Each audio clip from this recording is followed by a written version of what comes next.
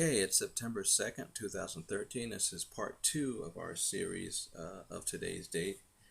And we're going to be talking about why would two federal judges not want you, the public, to know these things about Hyundai? Why would two federal judges not want you, the public, to know these things about Hyundai? I guess I should not repeat myself here. Racial profiling is happening all across America, as we said in part 1. And many claim that the courts are not colorblind. The question I'm asking today to those of you viewing this, Hyundai has basically admitted that they will not service the vehicle of one black car owner, for one example. And Hyundai has said, and this is Hyundai, the Hyundai dealer as well as Hyundai Corporate, and Hyundai Corporate has a contract with all Hyundai dealers. Hyundai Corporate will not provide service to the black man that he's entitled to under the warranty. If you have a new vehicle and you look at your warranty, you'll see in writing the things that Hyundai says that you are entitled to. So my question to you viewing today is it okay for Hyundai to order the annihilation of a black man, of a black car owner, simply because he asked for warranty service? Is this okay? Yes or no? We were talking in the previous part 1 about the many lawsuits filed across this country against Hyundai Motor America. In this video today, we will examine one of those cases that was filed in Los Angeles, California on March 2013, Central District, Los Angeles. This case, the case can be viewed in its entirety, which is over 90 documents on the court PACER. It's a public accessible website. The court PACER system, PACER. Now this video today is not an attempt to explain everything about the case. Rather, the case was dismissed recently without prejudice. Without prejudice means that it can be reopened. But before the case was dismissed, the plaintiff filed certain documents with the court. Two judges reversed the clerk's decision to file the documents, claiming the documents were filed after the case was dismissed, but in truth, the documents were filed stamped by the court about 30 minutes before the case was dismissed. Why is it that two federal judges and perhaps others do not want the public to know these things about Hyundai? I think it would be fair to say that this is what the federal judges do not want you to know about Hyundai. Certainly the judges involved know what a car is, and they know what a Hyundai is, and they know what a warranty is. So we will not attempt here to guess at the judge's motivation. The judge's initials are in the case number FMO. That's the judge's initials, Judge Fernando M. Olguin, O-L-G-U-I-N, and Judge MRW, which stands for Michael R. Wilner. What we will do here in this video is talk about some of the documents that were before the court to let the public benefit from those documents. In the future, some of these documents may become searchable on the internet, as there are many blogs and similar sites on the internet where people are complaining about Hyundai, people are not satisfied about Hyundai and Kia Motors and its dealers. On the screen you should be seeing a redacted picture of the envelope containing the documents that were filed with the court, and this envelope is the return by the court of documents that were filed at 12:23 and 12:24 p.m. on July 22nd. One of the documents which we'll be quoting from was called a request for judicial notice by the plaintiff, and it shows it was filed at the same time as the other documents. The request for judicial notice contained about 131 pages alone. Apparently the judge may have become confused, so a few days later he issued another voluntary dismissal of the same action. So in other words, the documents were filed.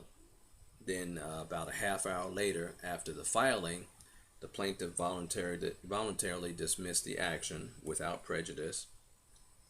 The court somehow became confused and is claiming that, oh, these documents were filed after the case had already been dismissed. But the documents clearly show that they were filed before the case had been dismissed. So the question would be, why would the judges want to portray to the public this misrepresentation and falsification of the record? But a few days after the case was voluntarily dismissed, the court issued an order voluntarily dismissing the case without prejudice. But this is further proof that when the judge issued his voluntary dismissal a few days later, the documents that had been filed on July 22nd had been filed before the judge issued the voluntary dismissal. Do both of these judges understand English? This little mistake by the court, of course, makes it appear that the plaintiff did not file a timely opposition to the motions of Hyundai, but this would be untrue, of course. But of course, this favors Hyundai. Hyundai, the multi-million-dollar corporation that conducts its business and is overseen by the United States government. You can Google Hyundai refusal to do repairs, quote unquote, Hyundai refusal to do repairs, and the result is over 24 million sites. You can Google Hyundai problems, and you will see the Edmunds site. That's an auto dealer, auto sales site, Edmunds, EDMUNDS site, with about 15 pages alone talking about Hyundai owners who have experienced sudden acceleration problems. I would be very skeptical of buying a car that even a federal judge does not want you to know about the car's problems. But thank God there are plenty of blogs and YouTube videos that speak to the problem of the Hyundai Kia cars. The barbaric, uncivilized behavior of Hyundai and its dealers. It appears that the federal court issued a notice of discrepancy in order saying that the documents that had been received on July 22nd are not to be filed but instead rejected. That's interesting. The documents were already filed on time, and then the judge issues an order and says, oh, they're not going to be filed, but instead they're rejected. Well, the court records show that the documents were filed. So how can you say, well, they're not going to be filed and then they're going to be rejected when they already were filed? So anyway, it's just confusion, of the court to favor Hyundai, I presume. The record shows it was indeed filed by the court based on the fact that it's attached to the judge's order. So the judge issued an order and says, oh, we're rejecting these documents. But when you attach your order, you attach the fact that the documents were actually filed.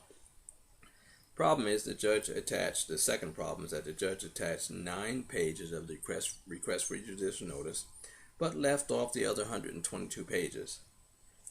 How did the judge leave off 122 pages in an exhibit? So what we're going to do here today, we're going to read from some of these stricken documents just to give you an idea of what the court was actually rejecting from the view of the public. And I think it's personally relevant to what the public should know about Hyundai cars, Hyundai Kia, should know about them and their practices before you go down and put out your hard-earned money thinking that you're going to get a good quality car, which you may not, and certainly thinking that you're going to have the protection of a warranty and warranty service from every dealer without limitation, which it's been proven time and time again. You may definitely have trouble getting warranty service from Hyundai Kia dealers.